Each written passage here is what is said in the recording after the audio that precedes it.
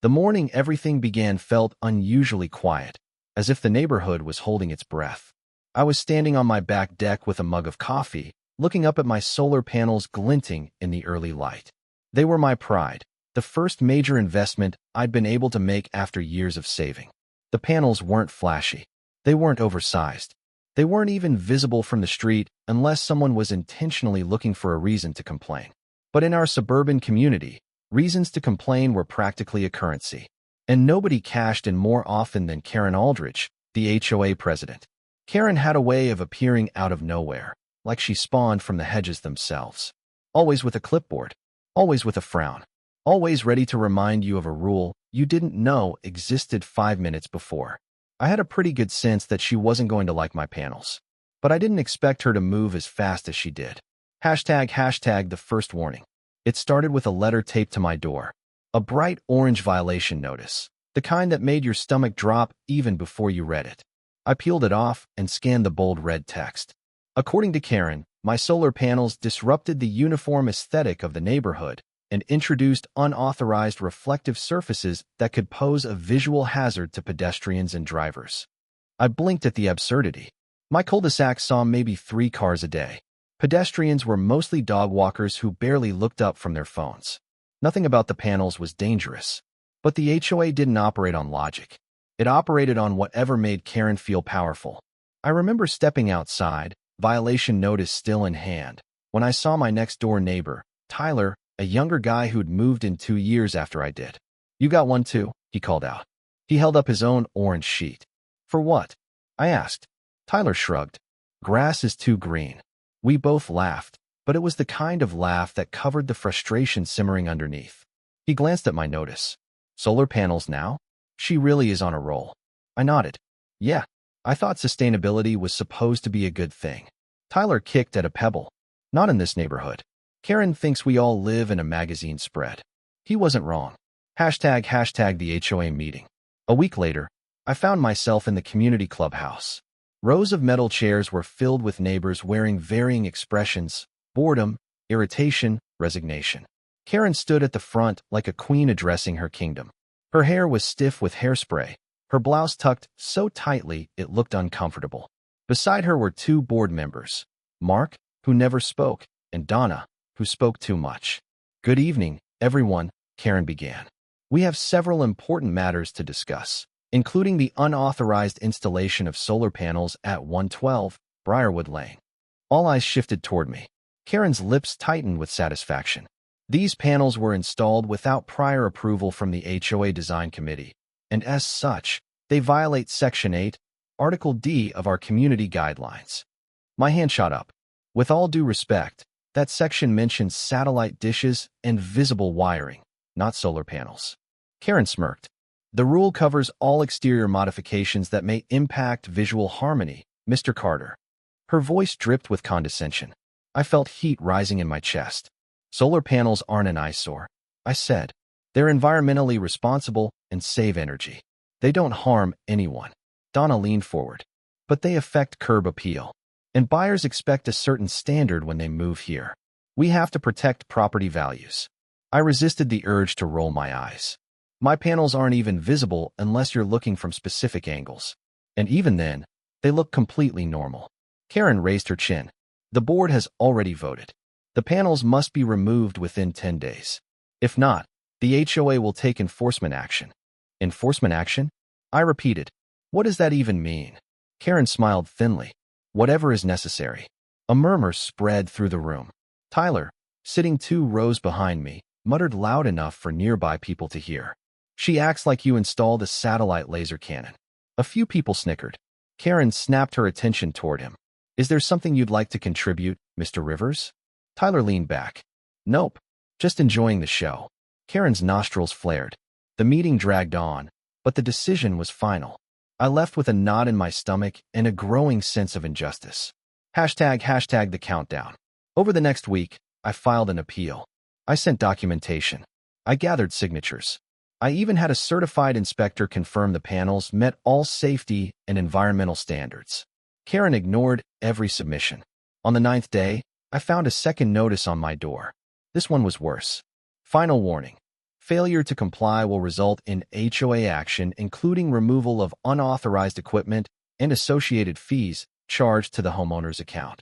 I crumpled the paper in my hand. Tyler walked over from his driveway. She's serious, isn't she?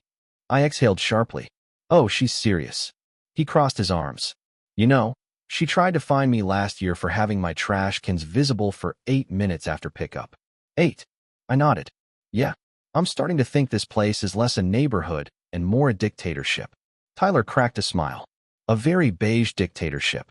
We chatted for a few more minutes before he headed inside. I stared at my panels, anger simmering low and steady. They were clean, efficient, harmless, and yet someone who couldn't even see them from her street wanted them gone. Hashtag the day everything boiled over. Saturday morning. Sunny. Quiet. I stepped onto my porch just in time to hear the rumble of a truck engine. A large white utility truck backed into my driveway. 2 men in safety vests stepped out, carrying toolkits. Morning, one of them said. We're here to remove the solar equipment per HOA work order. My pulse spiked. You're what? The other man held a tablet with a digital form. HOA requested immediate removal. We're contracted workers, just following instructions. I clenched my jaw. You're not touching my property without my consent. He sighed. Sir, if we don't do it, the HOA will send someone else. We're just trying to get through our list. I stepped between them and the ladder. I said no. Before they could respond, a familiar voice sliced through the air. Is there a problem here? Karen stood at the end of my driveway, arms crossed, lips pursed. Her expression was the frustrating mix of smugness and self-righteousness that I'd come to loathe. You don't have the authority to stop a board-approved action, she said. The panels are not compliant. They're coming down today. I took a step toward her. You can't break onto my property. You can't destroy thousands of dollars of my equipment. Karen raised an eyebrow. Actually, the bylaws state. I know what the bylaws state, I snapped. They don't give you the right to hire contractors to dismantle personal property without a legal order. Karen tightened her grip on her clipboard. If you continue obstructing, you will be fined daily until compliance is achieved. The workers stood awkwardly, clearly uncomfortable. Meanwhile, neighbors began to emerge from their houses, drawn by the commotion. Tyler rushed over. Hey, what's going on? I gestured in frustration. The HOA sent workers to rip down my panels. Tyler blinked. Seriously? Karen, are you kidding? Karen spun toward him. This is none of your concern, Mr. Rivers. Tyler folded his arms.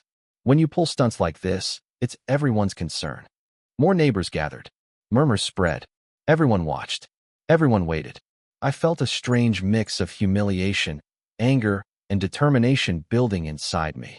And that was the moment, that exact second, when something inside me clicked.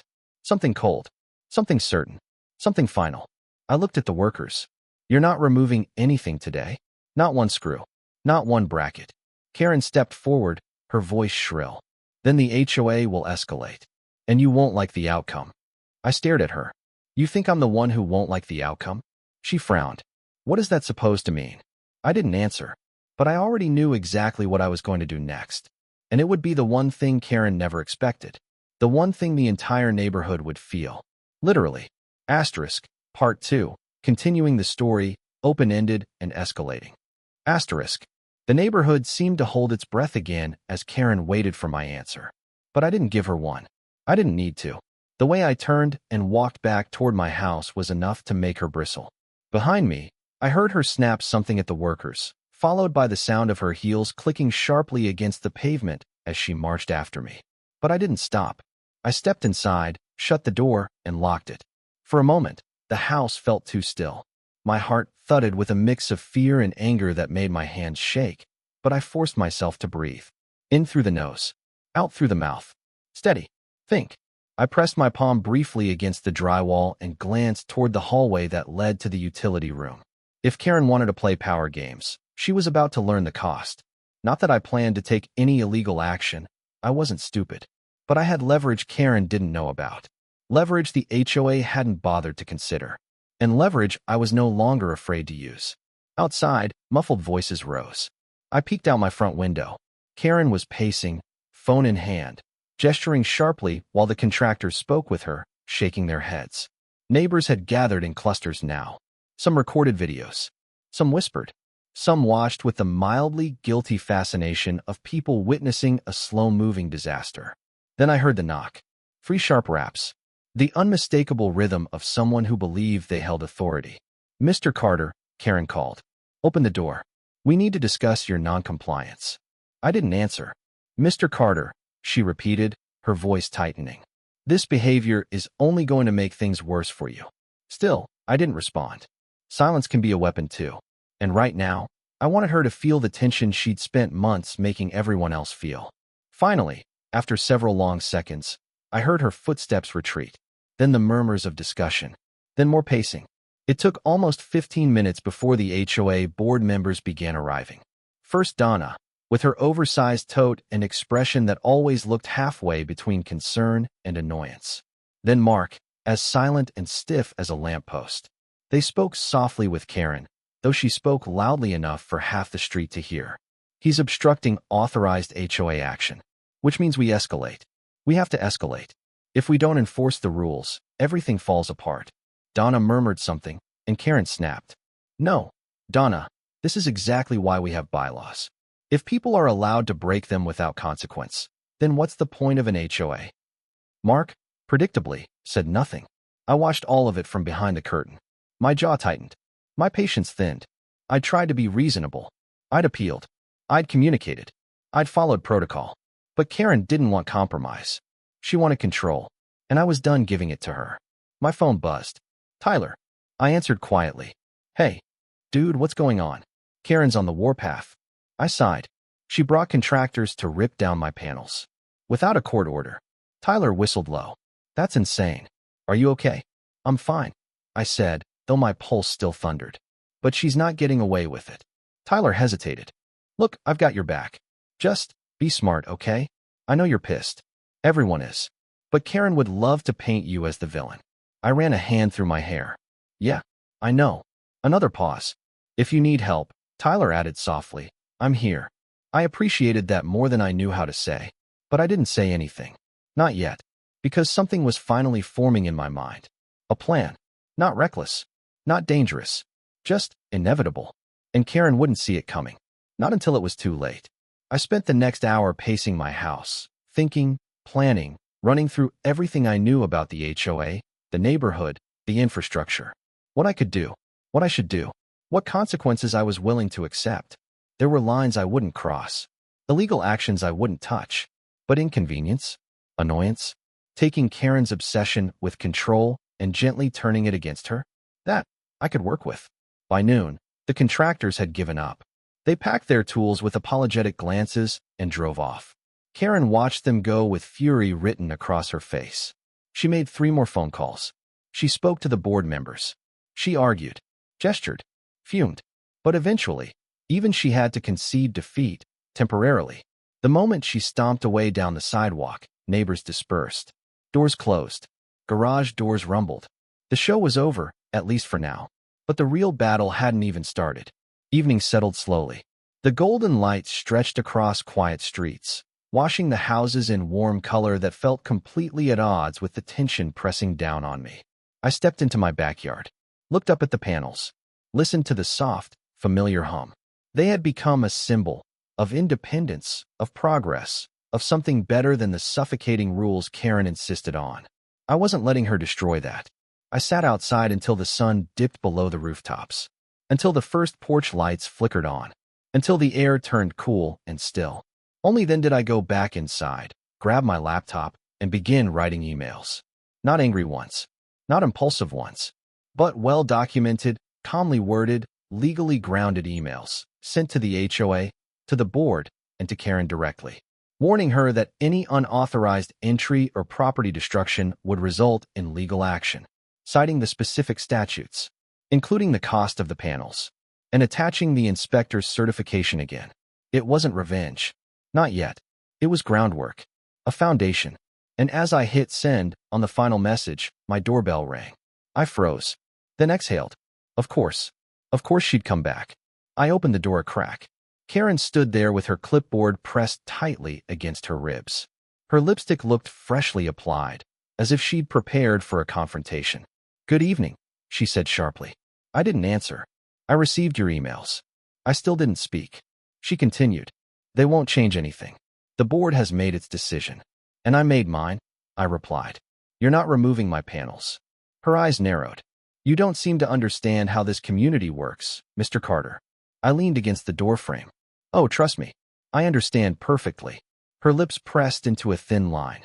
If you continue obstructing enforcement, the HOA will place daily fines on your account. They will accumulate. Quickly, I shrugged. If you try to touch my property again without a legal order, you'll be dealing with more than fines.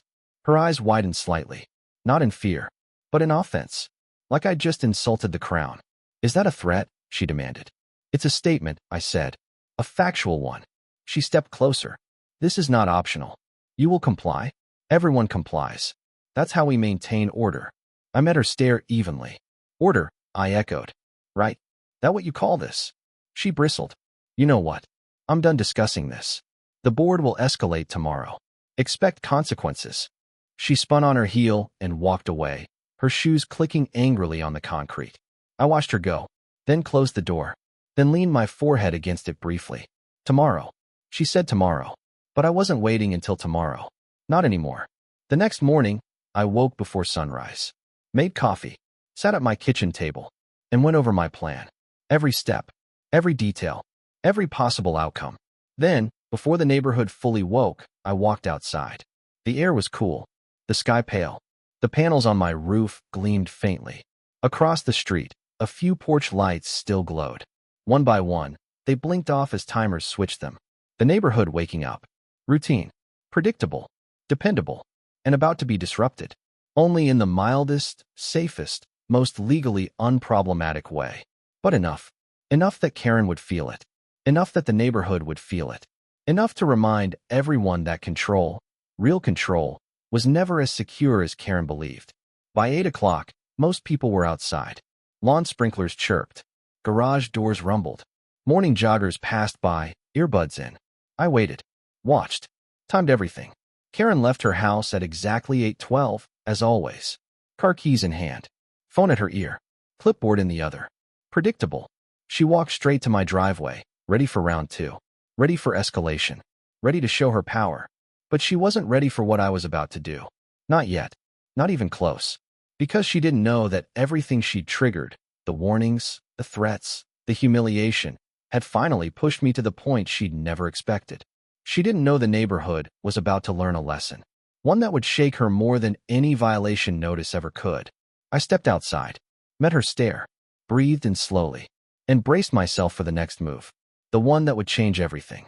The one she'd never see coming.